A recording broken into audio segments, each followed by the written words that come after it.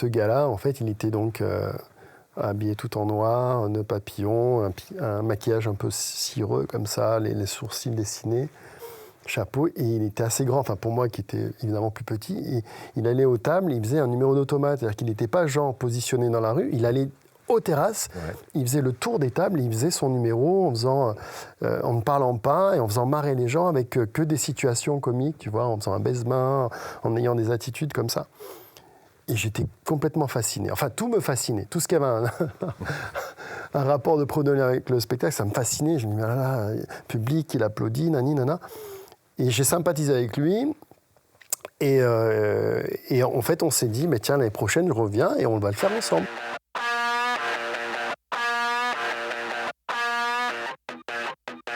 Salut, bienvenue dans la Chambre des Confidences. Aujourd'hui, mon invité fait disparaître des cartes, des pièces, mais surtout les certitudes. Mon invité, c'est un magicien qui prépare notamment les championnats du monde de magie pour 2028. Il est aussi auteur de livres de magie. Il invente des tours, des illusions. Mon invité, c'est le magicien et humoriste Éric Leblond. Salut Éric. Bonjour Éric. Bienvenue dans la Chambre des Confidences, ça va ? Merci de m'accueillir dans ces conditions-là, c'est magnifique. Moi je suis ravi de t'avoir, puisqu'on a longtemps travaillé ensemble ici sur France 3. Avec beaucoup de bonheur. Pour les émissions du matin, et je te retrouve, et on va maintenant te scanner avec cette émission. Éric, ton métier, c'est magicien, ou tu préfères illusionniste ? Oui, je préfère illusionniste parce que je trouve que c'est un terme un peu moins présomptueux. La magie, être magicien pour moi, dans ma tête, et pour beaucoup de gens, c'est un peu synonyme de faiseur de miracles. Tu vois, cette vraie magie, la magie noire, on appelle ça comme tu veux, mais je trouve que le terme illusionniste revendique vraiment ce qu'on fait, c'est-à-dire qu'on crée des illusions. Voilà. On crée le sentiment d'eux, mais ça permet de détendre un peu plus l'atmosphère en disant, mais voilà, ne vous inquiétez pas, tout ce que je fais, c'est du spectacle. Et ça évite aussi d'avoir la barrière, tu vois, du public qui va essayer de comprendre. Dire, oh, c'est un magicien, on va voir, vas-y. Un magicien. Le magicien, tu dis, on cherche l'arnaque en France. Ouais, c'est ça. Ce qui n'est pas du tout le cas, parce que tu me dis, il y a une très grande différence entre la vision du magicien aux États-Unis, en Angleterre, et en France. C'est quoi la différence ? Je pense que, surtout dans les pays, on va dire, anglo-saxons, donc les États-Unis, l'Angleterre, il y a vraiment ce côté un peu très enfantin. C'est pas péjoratif, hein, mais il y a vraiment cette culture, en fait, du spectacle, bon enfant, on se pose pas de questions. Et puis la magie, par exemple, aux États-Unis, a une image non seulement spectaculaire, mais que tu dises que tu sois magicien ou humoriste ou docteur. Tu vois ce que je veux dire ? On te met sur le même... C'est sur le même... Ouais, c'est sur le même niveau, le même niveau d'égalité, alors que souvent, dans certains pays, dont la France, alors un peu moins maintenant, parce qu'on a évolué, et je trouve que maintenant, la France, on n'a pas à rougir de certains pays, en ce qui concerne le spectacle et la magie en particulier, mais ça a bien évolué, mais voilà, il y a ce côté un petit peu... C'est vrai qu'en France, on te demande souvent, vous êtes magicien, mais qu'est-ce que vous faites à côté comme métier ? C'est vrai, ça arrive encore, ça ? Ça arrive, bien sûr. Alors, avec l'âge, comme les gens maintenant, j'ai plus 20 ans, donc c'est vrai que ça arrive moins souvent, mais ça arrive toujours. Mais est-ce que vous travaillez à côté ? Parce qu'on a du mal à s'imaginer qu'on puisse en faire un métier. Qu'on puisse en faire un métier de passion rémunérateur, tu vois, qui te permet de nourrir ta famille. D'ailleurs, il y a une vanne comme ça, tu connais la différence entre un magicien et une pizza ? Non. C'est qu'avec la pizza, au moins, tu peux nourrir ta famille. Voilà. Oui, d'accord, voilà. On la retient. Tu vois, c'est quelque chose qui est dans les...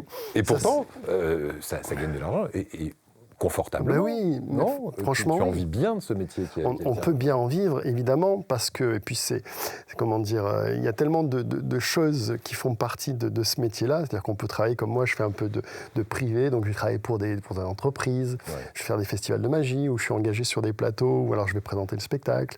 Je bosse aussi pour les magiciens, donc je suis engagé dans les congrès. Donc il y a plein de petites branches que les gens, mais on n'a pas à leur en vouloir, ils ne connaissent pas. Par contre, quand on discute, ils sont étonnés, ils sont agréablement surpris et ils comprennent. En fait, c'est juste une question aussi, quelquefois, d'éduquer, entre guillemets, les gens de ce qu'on fait. Parce que souvent, ils ne savent pas. Donc, à partir du moment où on l'explique, Ah oui, ah d'accord, on ne pensait pas. Mais aux États-Unis, en Angleterre, il y a par exemple le Magic Circle, qui est une fédération. Une espèce de grand club de magie international. Voilà, exactement, qui est basé en Angleterre. Il faut savoir que même le roi Charles fait partie du Magic Circle. Le prince Charles, il est magicien. Eh oui. Ouais. Et chaque année, il fait appel à des magiciens pour venir animer les soirées. Donc il y a vraiment cet engouement-là et qu'on a un petit peu moins chez nous. Encore une fois, ça évolue parce qu'il y a plein de jeunes ou des gens qui ont un petit peu comme ça changé un peu cette image de la magie. Elle n'a jamais été ringarde parce que souvent, quand on voit arriver des nouveaux artistes, on dit, ah, ben ils dépoussièrent. Non, on n'a jamais réellement dépoussiéré parce qu'à chaque fois, il y a eu des personnes qui ont apporté quelque chose, que ce soit Éric Antoine qui est arrivé avec son humour.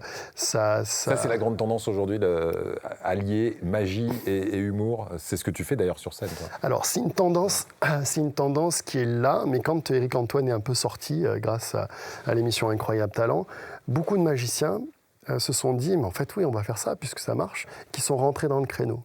Et qui se sont vite rendus compte que finalement, faire rire, c'est pas si simple que ça. Ouais.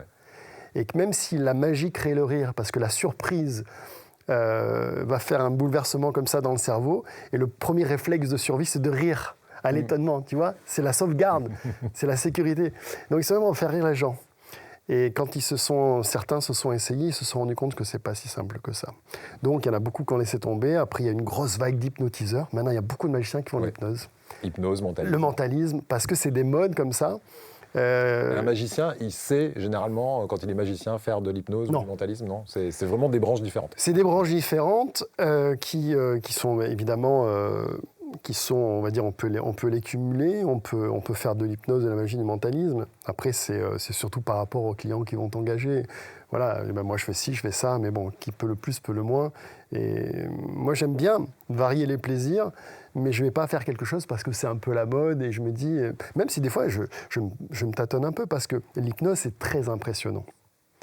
On ne va pas dire, je ne veux pas déflorer, c'est pas très compliqué parce qu'il y a un apprentissage, c'est moins difficile que la magie par exemple. Ah bon ? C'est moins technique, oui. Ouais, d'avoir une emprise sur quelqu'un, c'est plus facile que de faire une manipulation. Oui, il faut vraiment faire une différence entre l'hypnose de spectacle et l'hypnose thérapeutique. Ouais. Oui, complètement différent. C'est complètement différent. Mais l'hypnose de spectacle, on voit parfois des choses impressionnantes. Il faut absolument que le sujet soit suggestible, à moins que ce soit des partenaires déguisés. Généralement, vous arrivez à trouver la bonne personne qui va vraiment réagir à... Oui, il y a des petits tests préalables pour voir ceux qui sont aptes un petit peu à se laisser, on va dire, charmer par l'hypnotiseur. Donc, il y a des gens qui sont vachement réceptifs, d'autres qui sont un peu moins. Donc, en général, l'hypnotiseur de spectacle va prendre les gens très réceptifs, il va faire des tests avec les doigts collés, des choses comme ça. Ouais. Tu dis que les magiciens sont des grands enfants, parce qu'on va parler un peu de ton enfance avant de parler de ce que tu fais aujourd'hui. C'est vrai, tu es un grand enfant, toi, et tous les magiciens en général, ils ont cette âme d'enfant, et c'est pour ça qu'ils font ce métier.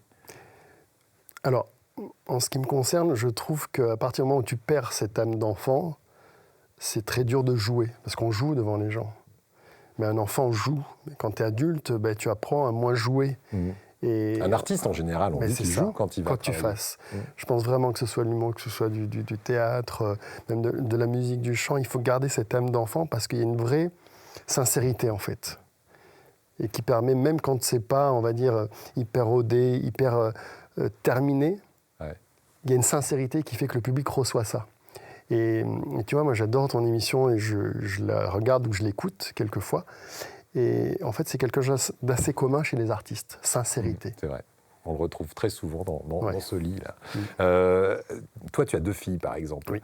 Elles te voient comment le copain, le magicien, le papa au super pouvoir. Ouais, c'est un peu ça.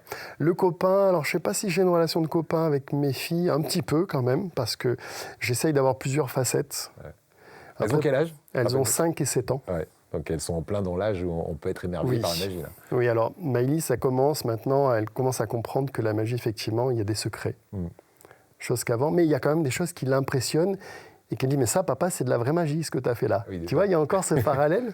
Et Noélie, elle, en plus, C'est la plus jeune. C'est la plus jeune, Ouais. c'est un clown. Je pense qu'elle a hérité de moi ce côté un peu clownesque, qui ne se voit pas comme ça, mais parce que je fais très attention et j'ai appris à me modérer, mais je me vois à travers elle et c'est jubilatoire. Oui, c'est ça.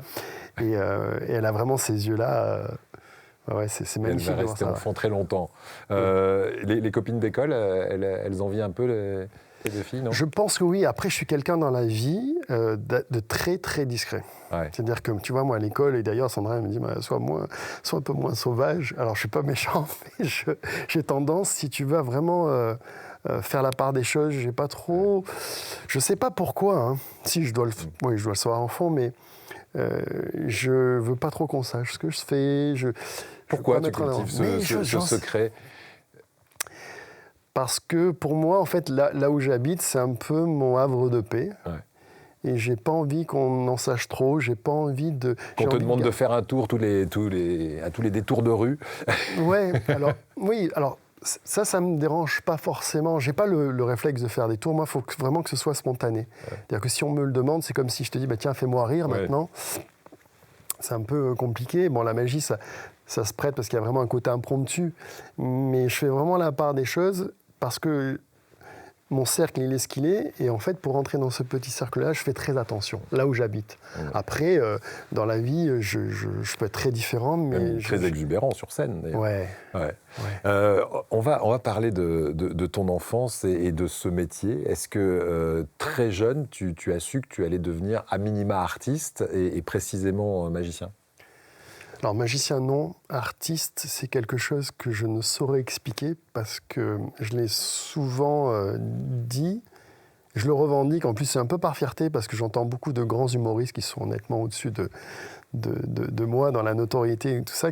En fait, on a souvent le même passé. C'est-à-dire que ils expliquaient que petit, ils faisaient des imitations. Moi, à 3 ans, on me mettait sur la table, je chantais Johnny Hallyday, tu vois, je faisais des imitations. Tout ce que je voyais, je le reproduisais. Tu avais besoin d'être au centre de l'attention, quand même. Oui, mais est-ce que c'est parce que j'aimais ça, si tu veux? Je voyais les émissions des Carpentiers, je voyais Claude François qui était déjà décédé, mais tu sais, il y avait des images qu'on rediffusait souvent en période de Noël et tout ça, et je voyais ces paillettes, ces micros qui brillaient. Tu sais, pour moi, c'était incroyable, ces caméras, parce que souvent, tu avais des plans des caméras, ces couleurs, tu vois, j'ai vraiment en mémoire ça, mais j'ai envie d'être ça, j'ai envie d'être là avec le micro, tu vois. Donc, d'être dans ce décor, au contact de ces gens. Ouais. Mais oui, parce que je suis enfant unique. Donc j'ai une grande famille que je voyais régulièrement parce que maman travaillait, donc j'étais souvent avec mes grands-parents, ma grand-mère, mes tantes, donc, mais quand même très, très solitaire. Ouais. Tu vois, alors j'aimais beaucoup, encore aujourd'hui, j'adore être seul, je m'entends très bien avec moi, mais comme j'aime aussi être avec... C'est une très bonne chose, ça. Ouais. D'apprécier ça a toujours se été. retrouver face à soi-même. C'est pas donné à tout le monde. C'est pas évident, mais je vais pas dire que je m'aime bien, mais en fait, je m'ennuie jamais, j'ai toujours des choses à faire, et je trouve que des fois, vaut mieux, comme on dit, vaut mieux être seul que mal accompagné. C'est pas ce que je veux dire, c'est que vaut mieux être triste seul que entouré parfois. Moi, j'ai des moments où j'ai pas envie de partager mes réflexions, mon état d'esprit, l'imposer à quelqu'un. Donc, je suis bien, et puis je m'engueule pas avec moi, tu vois. Alors, ce petit gamin qui a appris aussi à être solitaire par moment, il était déjà exubérant dans la rue dès qu'il a pu, parce que tu as été artiste de rue très jeune. On a une photo, tu as quoi, 11-12 ans sur cette photo, on va la voir. Ouais. Là, tu es déguisé en automate, c'est ça? Oui. Ça fait peur un peu. Hein. C'est vrai. Ça fait un peu peur, cette photo. Qu'est-ce que tu faisais à cet âge-là? Tu travaillais déjà, on peut le dire? Oui. Oui, mais en fait, j'ai toujours trouvé un prétexte pour faire des choses un peu comme ça. Il se trouve que je vendais des bracelets, déjà. Dans la rue, j'avais un petit kiosque en face d'un bar qui s'appelait La Dorade. Il y avait ma tante qui travaillait. Et en fait, je vendais des bracelets. Et un été, il y a un automate qui est venu faire la saison, qui s'appelait Bruno, que je n'ai plus revu, d'ailleurs. Donc ça, je te parle de ça, c'était dans fin des années 80, 89. Et ce gars-là, en fait, il était donc habillé tout en noir, nœud papillon, un maquillage un peu cireux comme ça, les sourcils dessinés, chapeau, et il était assez grand, enfin pour moi qui était évidemment plus petit, et il allait aux tables, il faisait un numéro d'automate, c'est-à-dire qu'il n'était pas genre positionné dans la rue, il allait aux terrasses, il faisait le tour des tables, il faisait son numéro en ne parlant pas et en faisant marrer les gens avec que des situations comiques, tu vois, en faisant un baise-main, en ayant des attitudes comme ça. Et j'étais complètement fasciné. Enfin, tout me fascinait. Tout ce qui avait un rapport de prononcé avec le spectacle, ça me fascinait. Je me dis, mais là, public, il applaudit, nani, nana. Et j'ai sympathisé avec lui. Et en fait, on s'est dit, mais tiens, l'année prochaine, je reviens et on va le faire ensemble. Il y aura le grand, le petit. Ok. Sauf qu'il n'est pas venu. Mais moi, quand j'ai une idée dans la tête... J'ai pas ailleurs. J'ai dit à maman, je veux faire ça. Et elle m'a dit, tu es fou. J'ai dit non. Et en bas de chez moi, il y a une friperie, j'y suis allé. J'ai pris des vêtements qui correspondaient un peu à ce qu'il avait, c'est-à-dire costume noir, il y avait un chapeau melon, la chemise, ça sentait la naphtaline, c'est friperie, quoi. Ouais. Et là, tu avais 12 ans, quoi. J'avais 11 ans et demi. 11 ans et demi. Et je dis à ma mère, tu lui dois 800 francs, il faut que tu ailles à payer. Elle me dit, mais tu es fou, mon fils, mais ça va pas, non. Et famille italienne, tu vois, donc ça gueulait à la maison. Et j'ai dit, non, mais je vais y aller, tu vois. J'étais fou de ça. Et j'y suis allé, donc j'ai attaqué un soir. En plus, il y avait un patron d'un restaurant, c'était un gars d'origine turque qui avait un restaurant qui s'appelait Le Milliardaire. Il y avait une grosse terrasse comme ça, place nationale, et qui m'avait pris un peu en affection, et qui m'a dit, mais viens, t'as raison, viens dans mon restaurant, tout ça, et qui m'avait vraiment bichonné. Et donc j'ai attaqué là, à faire l'automate à 11h30. Dans les rues d'Antibes. Dans les rues d'Antibes. Sur la place nationale, dans le vieil Antibes. Ouais. Donc tu démarres, au début c'est un jeu. Et puis, en parlant avec toi, je me suis aperçu que ce n'était pas forcément un jeu sur la longue durée, parce que tu gagnais de l'argent avec cet automate. Et pourquoi c'est plus devenu un jeu à un moment ? C'est plus devenu un jeu, si tu veux. Bon, sachant que maman, c'est une période où, alors je ne sais plus si elle était déjà tombée. Oui, elle était déjà tombée malade, donc elle était pas bien. Il faut savoir que c'était une maladie, elle avait un cancer qui était pas mal avancé pour l'époque, cancer du sein avec une métastase osseuse et tout. Moi, je l'ai su en colonie de vacances parce qu'on me l'a caché, mais je l'ai appris par un des gars en fait qui avait écouté une conversation du directeur, en disant, mais tu sais que ta mère elle est malade, elle va mourir. Quelqu'un te balance ça comme ça. Ah bah oui, c'est quand t'es gamin. Ouais. Je veux dire. Le gars n'a pas forcément voulu me faire du mal, et donc je suis allé pleurer dans un buisson parce que ma mère, c'était tout. Et puis après, c'est un peu passé, parce que quand t'es gamin, les choses reprennent vite leur cours, tu vois. Je me suis même pas posé de questions. Tac, tac, après, on a continué à s'amuser. Il y avait les filles, en plus, c'était le début un petit peu des petites amourettes et tout. Et en fait, en rentrant, donc, ma mère m'a annoncé qu'elle était malade. Elle m'a montré, en plus... Donc c'était très compliqué. Et quand j'ai commencé à faire l'automate, le premier soir, alors l'équivalent, je crois qu'on m'avait dit que c'était aux équivalents de 500-600 euros, mais en gros, le premier soir, c'était des francs, j'ai gagné 1110 francs ou 1100 francs. Ce qui était une somme à l'époque. Hein. Ben oui, ça t'avait remboursé ton costume, d'ailleurs, qui valait 800 francs. Voilà, t'as tout noté, c'est bien, c'est ça. Et donc, on était hallucinés. Moi, j'étais très fier de ça. Et du coup, en fait, un peu l'appel de l'argent. En plus, ma mère était seule à m'élever. Elle a toujours été un peu attirée par les jeux, tu vois, le loto, le tiercé, pour essayer de... c'est un peu de changer les idées. Beaucoup. Casino, tout ça. Donc, en fait, d'un plaisir, c'est devenu vraiment après une souffrance. Ça a été très compliqué parce que j'étais seul dans le bateau. C'était très compliqué de lui tenir tête. Parce tu veux dire que l'argent que tu gagnais, en fait... je lui donnais tout. Tu lui donnais tout ? Ouais, tout. Et c'est pour ça qu'après, c'est un peu ce qui m'a suivi un peu toute ma vie, parce qu'après, j'ai glandé pendant des années. Parce que là où nos relations se sont améliorées, bizarrement, et j'ai pensé tout à l'heure, c'est le jour où j'ai dit merde, après tout, et j'ai tenu tête à ma mère. Parce que j'en avais très peur de ma mère, c'était mon seul repère, tu vois. Et tout le monde en avait peur d'ailleurs, dans la famille, c'était comme ça, il n'y a personne qui... Qui mouftait. Et ceux qui essayaient un peu de me défendre, il y en a eu très peu, mais c'était pas facile. Et le jour où j'ai dit non, ça suffit, donc je crois que c'était au retour de l'armée, nos relations ont changé. Mais sinon, pendant 7-8 ans, et je suis sûr que même dans ma famille, il y en a peu qui savent exactement ce qui s'est passé, parce que je passais par des moments très, très compliqués. Où elle te demandait clairement d'aller travailler tous les jours de vacances j'étais obligé. Des fois, c'était des menaces. J'ai reçu quelques gifles aussi. qui sont arrivés comme ça. Donc ça a été très, très dur pour moi parce que la seule personne qui est censée m'aimer le plus au monde et que j'aime le plus au monde, te fait du mal et que tu as l'impression d'être une carte bleue, tu vois. Oui, tu as vraiment eu cette impression-là. Et c'est à partir de ce moment-là, tu me dis que tu n'as plus jamais voulu avoir de contraintes dans le boulot. Et ça, tu l'as trouvé dans la magie. C'est quoi le premier tour de magie que tu vois qui va t'inspirer le métier que tu fais aujourd'hui? Mais je pense que paradoxalement, c'était à la maternelle, parce qu'il y avait un magicien qui était venu, j'ai des images comme ça de casseroles, de colombes, d'apparitions. Très tôt, quoi. Très, très tôt. Ouais. Et puis après, je crois que c'est Gérard Majax, que j'ai rencontré après quand je faisais l'automate, qui était venu me voir dans les rues, mais que j'avais vu à la télévision. Gérard Majax, c'est un grand magicien pour les plus jeunes, des années 80, qu'on voyait partout à la télé. C'était la référence. C'était la référence. Donc, c'était l'été, j'imagine, tu faisais l'automate. Et il est venu te rencontrer, te parler, c'est ça? Il est venu, moi j'étais avec maman et tout. Et tu devais être hyper impressionné parce que tu le voyais à la télé comme tous les autres enfants de ton âge.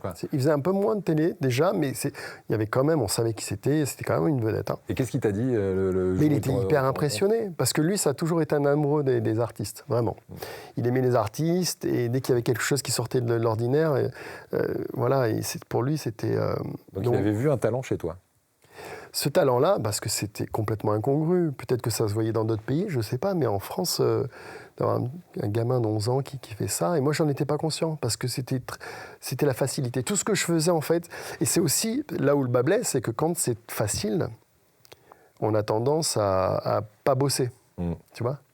Moi, je bossais pas. En tout cas, je me rendais pas compte que je travaillais mon art. Parce que tu répétais quand même ton automate. L'automate, j'ai dû répéter,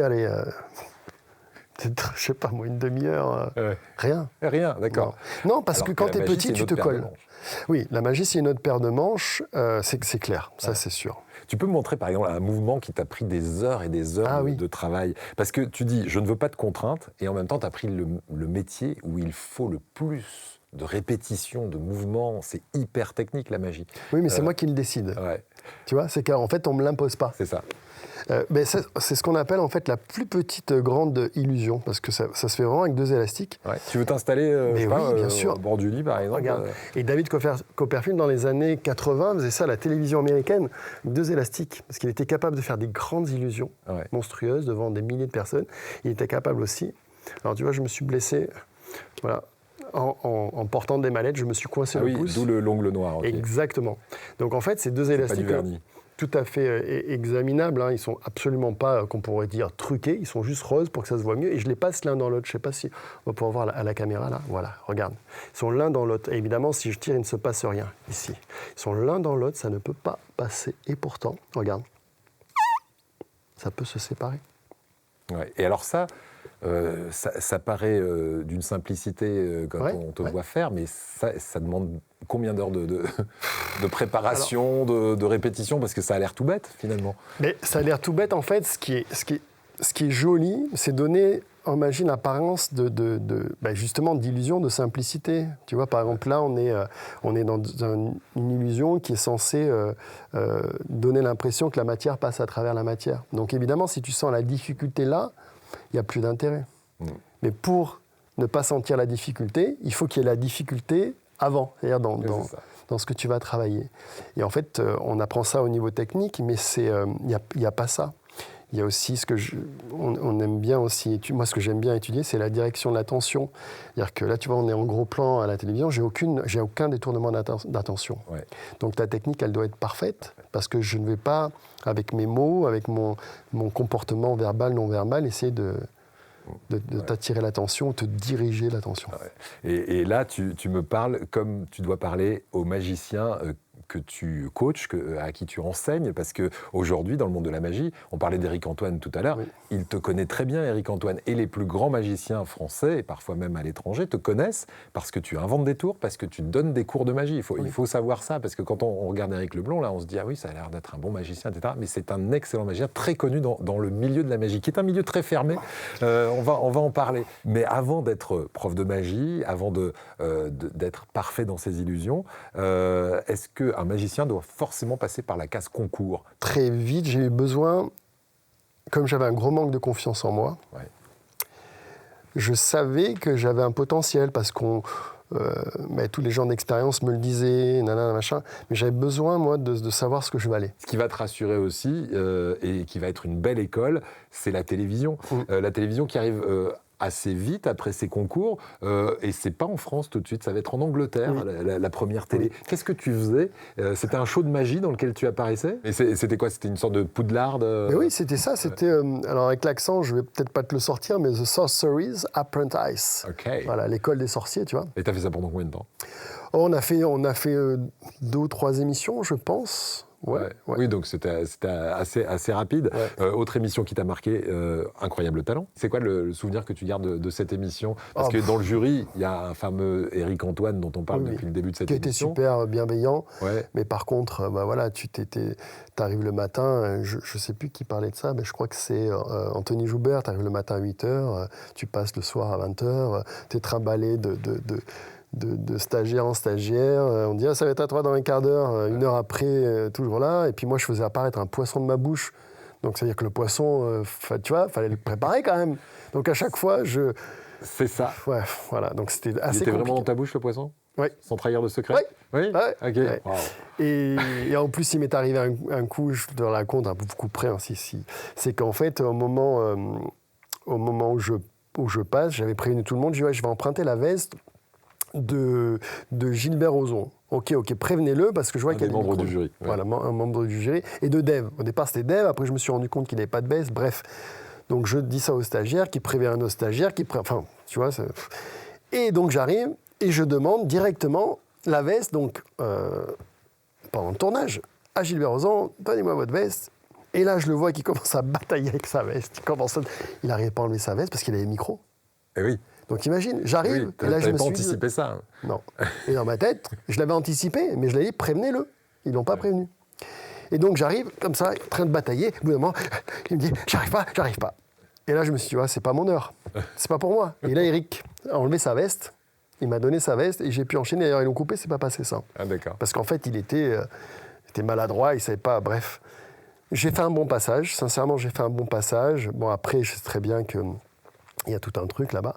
Et en fait, en demi, quand il a fallu passer les demi, je ne suis pas passé. Bon, il y avait un contrat que je n'ai pas signé parce qu'à l'époque, j'étais avec un producteur. Donc, je voulais le faire lire au producteur par correction et par loyauté, tu vois.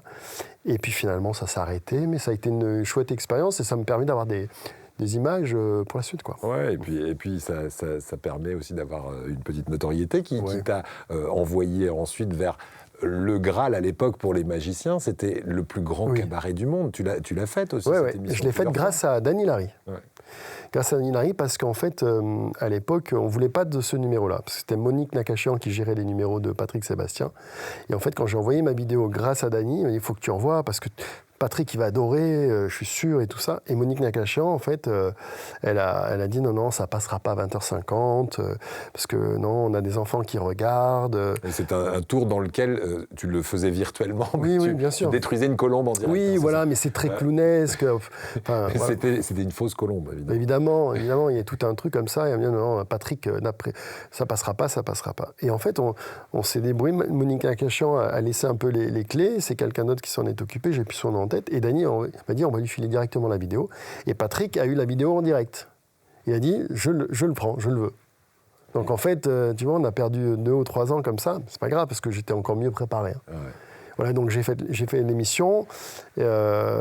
Patrick Sébastien a vraiment été dithyrambique, mais même après le premier tournage, je me dis, il vient comme ça. En plus, tu sais, en fait, tu n'enregistres pas l'émission tout de suite, tu fais une première répétition, caméra, tout ça. Mais il n'y a personne dans la salle, il y a lui et quelques personnes de l'équipe, tu vois. Et quand tu fais de l'interactivité, de l'humour, moi, je n'avais pas trop d'expérience, je me suis dit, il n'y a personne qui va rigoler à mes blagues. Et en fait, ça a été le premier qui a rigolé à mes blagues. Je me suis dit, putain, c'est bon. Ouais. Et à la fin, il s'est levé. Le premier public était là, et c'est vrai que ça aide. Voilà, et à la fin, il s'est levé. Oh putain, c'est génial! C'est génial! C'est génial! Oh putain! Il me regarde comme ça, il monte sur scène, il me dit, tu sais quoi? J'ai dit non. Il me dit, t'es pas d'Acloc, sors la marionnette. Tu peux dire tout ce que tu veux, la gueule que t'as, ça passera. Et du coup, il t'a pris plusieurs fois. Mais c'est pas ça, c'est qu'en fait, il a arrêté l'émission peut-être 1 mois et demi après. Je me suis dit, c'est pas mon heure. C'est pas ton moment. Alors, le milieu de la magie, en général, il est plutôt bienveillant. Tu parlais d'Éric Antoine qui avait été sympa avec toi, ou c'est très concurrentiel? Comme tous les milieux, je pense que c'est très concurrentiel. Mais comme au fond, j'ai beaucoup réfléchi à ça. Mais au fond, c'est quand même des grands gamins, c'est-à-dire qu'il peut y avoir une compétition comme ça, effectivement, entre artistes, une jalousie. Parce qu'en fait, les places sont chères quand même. Les places sont chères et depuis tout à l'heure, on parle de gamins, on parle d'hommes. Elles sont où les filles? Parce qu'en magie, on a tout de suite l'image d'Épinal du magicien avec l'assistante, mais rarement du magicien ou de la magicienne. Oui. Pourquoi? C'est très macho, l'univers des magiciens? Je pense qu'après, il faudrait aller voir dans l'histoire de la magie. Je pense qu'il y a eu des femmes, parce que, tu vois, là, j'ai reçu la revue française. Dans l'équipe de France, par exemple, de magie. Il y en a de plus en plus, là. Il y en a de plus en plus, ouais. Et puis des excellentes magiciennes. Regarde, je prends l'exemple, parce que c'est elle qui a fait la lune du magazine du mois de juin et juillet. Calista Sinclair, c'est l'ex-compagne d'Éric Antoine. Ok. D'accord ? Et donc, qui était sur ses spectacles, elle jouait un personnage très drôle d'ailleurs. Et en fait, aujourd'hui, elle a montré son propre spectacle, ses propres illusions, et elle a gagné un prix mondial de magie. Ok. Calista Saint-Pierre, tu vois, je découvre. Sinclair, oui. Ouais, je connais ça. Qui est d'origine australienne et voilà, qui est en train de faire parler d'elle parce qu'elle fait un travail magnifique, comme beaucoup de femmes magiciennes. Alors, ce qu'il faut, c'est que moi, c'est ce que je leur dis quand je discute. Tu vois, Caroline Marx aussi, qui est assez connue, médiatique. Et à chaque fois, je leur ai dit, mais comment dire, n'essayez pas de ressembler à des garçons. Parce que souvent, au départ, c'était ça. Vous cultivez justement la différence. Bien sûr, là. Bien sûr. C'est quoi la magie version féminine qui serait très différente de la magie version masculine? Mais ça peut être avec beaucoup de sensibilité, avec le regard d'une femme. Donc les choses, moi j'aime bien cette vision-là, parce que justement, elle est différente. C'est quelque chose que j'appréhende moins. Donc il suffit de cultiver un petit peu ce que tu es aussi, toi. Hein. C'est un peu la personnalité. Tiens, justement, oui. quand tu es coach de l'équipe de France, ça t'est arrivé pour les championnats du monde de l'année dernière, je crois. Oui, c'est l'année dernière, le temps passe vite, oui. Qu'est-ce que tu privilégies, le talent dans la manipulation ou la personnalité? S'il y a un choix à faire, il vaut mieux avoir une vraie personnalité et être moins technique, pour moi, à mon sens. Hein. Parce que c'est là qu'on va transmettre quelque chose au public. Il va y avoir un vrai échange au niveau artistique, au niveau machin. Parce que la technique, ça pourra toujours se travailler. La personnalité, c'est quand même intrinsèque. Et puis ça peut être très chiant. Il y a beaucoup de tours qui sont extraordinairement forts au niveau technique, mais qui ne parlent pas au public. Ouais. Donc il faut l'accompagner, ce tour. Avec il faut l'accompagner, surtout faire les bons choix, parce qu'il y a des choses en fait, qui sont bien pour travailler, pour s'entraîner, mais imprésentables au public. Par contre, oui, entre nous, parce que ça fait toujours un peu avancer les choses. C'est comme j'extrapole, et peut-être que c'est pas bien ce que je dis, mais comme le Festival Off d'Avignon et le IN. Donc dans le IN, il y a des choses qui sont très avant-gardistes. C'est un laboratoire. C'est un laboratoire, et en magie, c'est pareil. Donc ça fait avancer les choses. Ouais. C'est comme le prêt-à-porter. C'est ça. Et la haute couture. La haute couture, exactement. C'est ça que je voulais dire, la haute couture. Ouais. Mais la haute couture peut faire avancer le prêt-à-porter. Bien sûr, les couleurs, les tendances, les formes, et en magie, c'est pareil. Qu'est-ce que tu penses de la magie sur les réseaux sociaux? Bonne ou mauvaise chose? En fait... Parce que comme vous avez la culture du secret, on a l'impression qu'avec des tutos, on peut apprendre des tours de magie. Oui, mais c'est vrai. Oui, c'est vrai. Ah oui. Si tu veux, aujourd'hui... Ça vous a mangé un petit peu de part de marché, à vous les magiciens? Non, enfin moi non, parce que encore une fois, j'ai jamais été un gros businessman. J'ai toujours fait les choses comme j'en avais envie, avec ma sensibilité. Et voilà. Donc j'ai jamais été dans le business. C'est pour ça qu'il y a beaucoup de choses qui m'ont pas gêné, moi. Qu'est-ce que tu en penses? Moi, j'aime bien. C'est Gene Steinmeier qui écrit ça. C'est un magicien américain qui a beaucoup créé des illusions. Il disait en fait, les réseaux sociaux et la vidéo, c'est la propagande d'aujourd'hui. Mais à l'époque, en fait, la propagande des magiciens, propagande au sens comment dire... Oui, les affiches qu'on pouvait coller au début du siècle, voilà, ça a remplacé ça, c'est ce que tu veux dire. Oui, parce que les affiches, en fait, elles décrivaient un peu le spectacle que les gens allaient voir dans la rue, parce qu'il n'y avait pas d'autres moyens, mis à part aller faire des démonstrations. Et sur les affiches, on voyait des choses complètement folles. Une personne en lévitation, une tête coupée, avec la femme à côté, enfin des trucs dingues, mais qu'on ne retrouvait pas forcément pendant le spectacle, ou pas aussi pur qu'en dessin. D'accord. Et aujourd'hui, c'est aussi ça. C'est-à-dire qu'en fait, il y a pas mal de personnes sur les réseaux qui font des choses extraordinaires, mais qui sont un peu de la propagande moderne. C'est-à-dire un peu aidé par le montage vidéo. Il y a des tours qui ne sont pas des tours purs. Ben oui. Qu'est-ce que tu entends par là? Ben oui, parce qu'après, je ne voudrais pas non plus... Va au bout je veux pas me faire des copains. C'est-à-dire que moi, j'aime bien... Comment te dire ? On peut tricher, mais certains disent oui, mais ça fait partie, parce que quand on fait une manipulation, on triche, il y a machin, une méthode. Il y a un truc. Voilà. Ouais. Mais ce qu'il y a, c'est qu'on n'est pas aidé par un élément extérieur, comme la vidéo, etc. Et donc moi, je le vivrais assez mal de truquer les choses.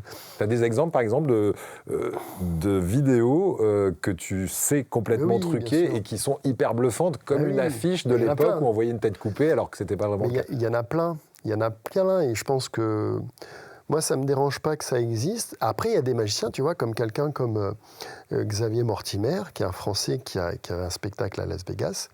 Il faisait des vidéos comme ça sur les réseaux, mais dans son spectacle, il y avait des choses aussi fortes que ces vidéos. Donc, même si ce n'était pas exactement les mêmes effets qu'il faisait en vidéo sur les réseaux, mais tu n'es pas déçu quand tu vas voir son spectacle, parce qu'il y a vraiment des choses dingues. Ouais. Je prends son exemple comme d'autres, tu vois, même David Copperfield, pareil, tu vois. C'est-à-dire qu'en fait, il faut être cohérent. Ouais, ok. Est-ce qu'on peut encore inventer des tours de magie aujourd'hui ou c'est que de la ressucée de copies de choses qui se sont faites depuis 100 ans ? J'aime beaucoup le terme ressucée. Je pense qu'effectivement, il y a des choses nouvelles, il y a une magie nouvelle que je ne maîtrise pas trop, qui est un peu très contemporaine, un peu, voilà, qui est une tendance avec des choses fabuleuses. La nouveauté, oui, il y en a. Alors, on se base sur des choses existantes, mais ça évolue quand même vachement bien. Les principes restent les mêmes. Tu vois, par exemple, les principes de la gestion du public, ce sont des règles, j'allais dire, presque ancestrales. Ce qu'on peut dire, par exemple, comme le détournement d'attention. Oui. J'aime pas trop ce terme, parce qu'il y a plein de choses qui permettent de manipuler l'œil, le regard, l'attention des gens. Mais c'est des choses qui existent depuis la nuit des temps. Il y en a qui arrivent à des nouveaux concepts ou qui vont mettre un autre nom sur quelque chose qui existe déjà. En gros, c'est comme de la cuisine, quoi. On la modernise, on la revisite en permanence. Bien sûr. Les bases sont relativement les mêmes. Exactement. On est parfois étonné. Souvent, on s'aperçoit que le passé nous a rattrapés. Mais tant mieux, ça veut dire que... Et puis, quelquefois, dans des vieux tours... Quand tu dis le passé nous a rattrapés, qu'est-ce que tu entends par là ? Mais parce qu'il y a des choses qu'on a l'impression... d'avoir inventé, mais qui existaient déjà. Oui, moi, ça m'est arrivé sur des mouvements, tu vois, et que j'ai montré à des potes. Certains me disaient, tiens, ça, de tout ce que je connais, je n'ai pas vu. Et puis d'autres, tiens, tel bouquin-là, va voir.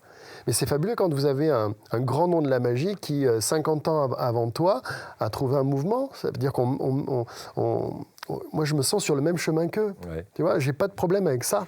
Ouais. Pas de problème. Et c'est fortuit, hein. Tu dis, c'est pas de la copie, tu es arrivé au même résultat sans savoir que ça existait. Ah ben non, mais t'imagines le nombre de magiciens qu'il y a à travers le monde, même amateurs, semi-pro, pro, qui travaillent dans leur coin, donc il y a plein de choses qui...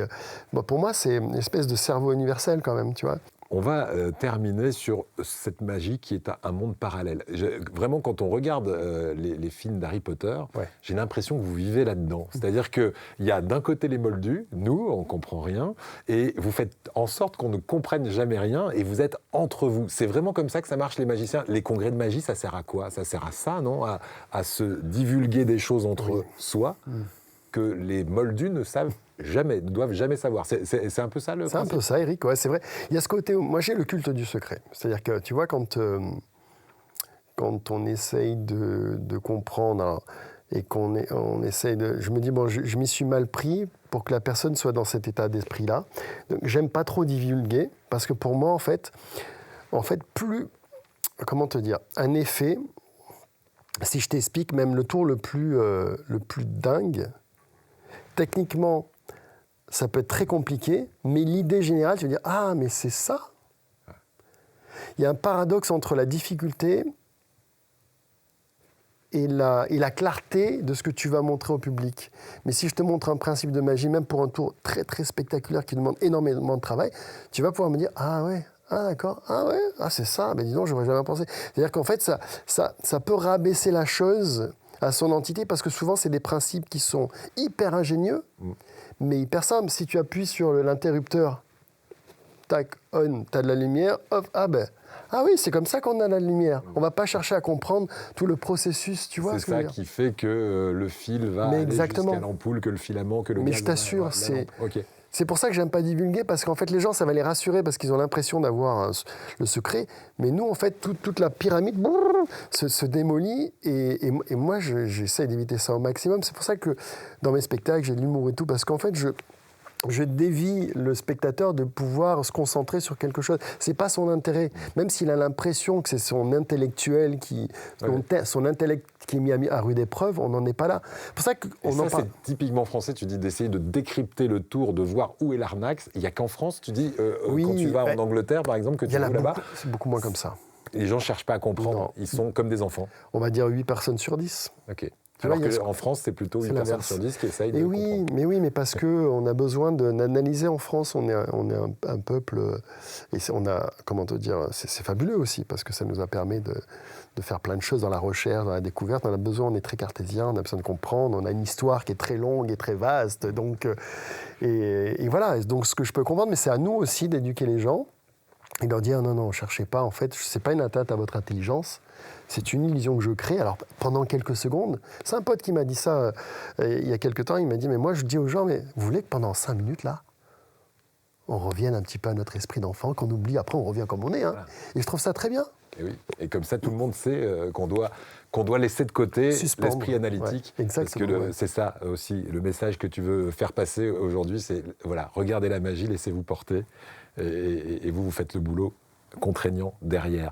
En tout cas, merci beaucoup. Je le disais, tes projets, c'est en 2028 le championnat du monde. Ouais, c'est pratiquement fini. On va garder 3 petites minutes pour la table de chevet. Il y a en projet les championnats du monde 2028. Il faut d'abord passer par les championnats de France et les championnats d'Europe. Oui, parce qu'il y a tout un système de notation. Et voilà, donc il faut que je redescende, c'est pas le mot, parce que c'est... Mais en tout cas, recommencer par les championnats de France pour gagner les points pour l'Europe. Et puis après... parce qu'au départ, le concours, je vais faire bref, le concours, c'était juste parce que j'ai mon bouquin qui a été traduit en anglais. Ouais. Alors, que les droits étaient achetés pour l'anglais, et maintenant par les Chinois. Très magie que vous, moldus comme moi, ne pouvons pas acheter, puisque l'idée, c'est que ça se vende entre magiciens. Non, tu peux. Si tu vas sur un site de magie, tu peux acheter le bouquin. On ne va pas te demander si tu es magicien. D'accord. Mais après, tu vas l'ouvrir, tu vas dire... On comprend rien. Allez, OK. Donc, c'est vraiment que pour les magiciens. On va terminer avec l'affiche de ton spectacle. Ça, c'est le dernier, Apprivoisé ou presque. Dedans, on mélange vraiment à 50-50 magie et humour. Alors, oui, mais en fait, je fais un petit peu... tout ce que j'aime dans le spectacle, à un moment donné, tu vois, je commence en chanson, il y a quelques petites imitations, que j'aime bien la variété, parce que moi, quand je vois un spectacle, j'aime bien qu'on me surprenne un peu. Et comme la plupart du temps, les gens ne paient pas pour venir me voir, ça arrive de temps en temps, et tant mieux, parce que je joue dans des théâtres qui prennent mon spectacle.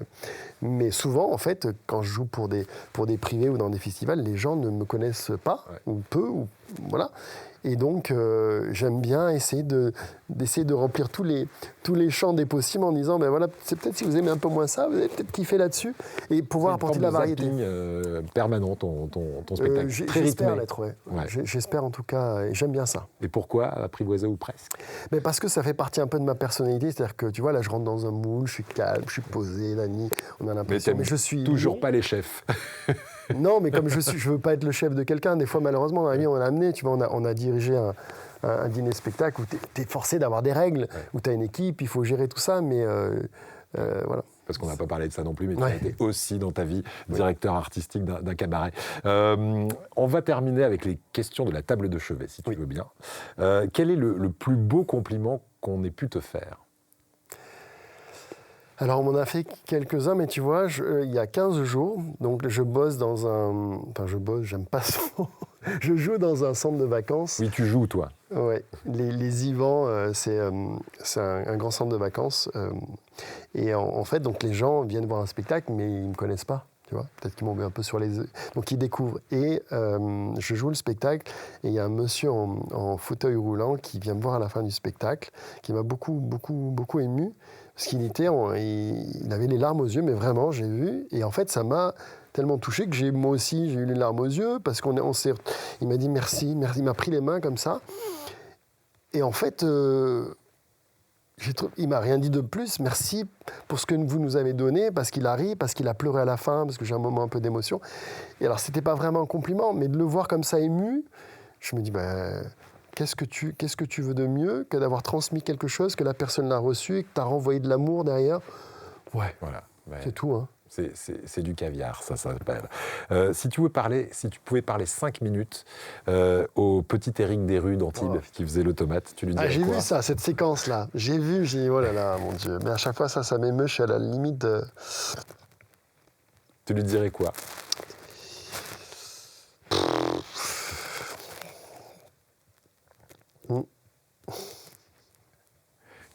Je sais que tu es parfois très sensible et j'ai l'impression que c'est le cas là. Je l'ai vu en plus, hein, je me suis fait avoir. Ouais. Parce que j'ai vu, j'ai dit, oh là là, mais en fait, je suis très admiratif de ce gamin qui aurait pu vraiment mal tourner, devenir un voyou, j'en sais rien, mais vraiment mal tourner, parce que je suis parti, il y a pire, hein, mais ça n'a pas été toujours évident, et lui dire que je suis fier de lui, en fait. Je suis vraiment fier de lui, même si, tu vois, je ne suis pas devenu une star, je me défends, j'ai créé un petit truc qui me plaît, et c'est cool.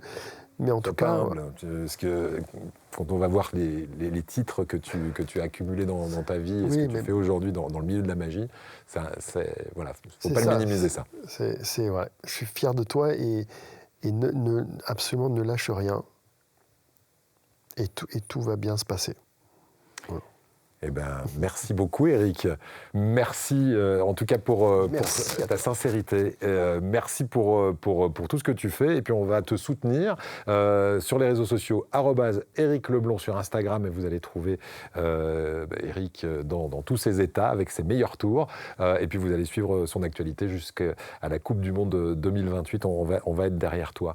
Merci à vous de nous suivre très régulièrement. On se retrouve chaque mercredi pour de nouvelles confidences sur YouTube et sur France.tv. Encore merci, Éric, à bientôt. Merci beaucoup.